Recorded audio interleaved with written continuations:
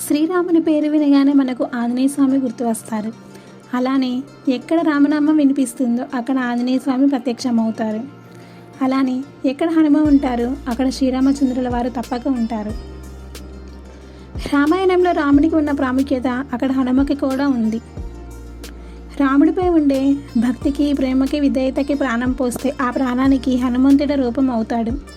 అలాంటి హనుమంతుడిపై రాముడికి ఎనలేని నమ్మకం.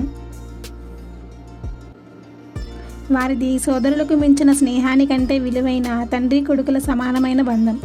ఈరోజు ఈ వీడియోలో అసలు ఆంజనేయ స్వామి జన్మ రహస్యం ఏమిటి, ఎలా జన్మించారు, ఆయనకి హనుమంతుడు అనే పేరు ఎలా వచ్చింది, ఇలాంటి ఎన్నో విషయాలను ఈ వీడియోలో తెలుపబోతున్నాను. హనుమంతుని జన్మ రహస్యం ఏమిటి అనేది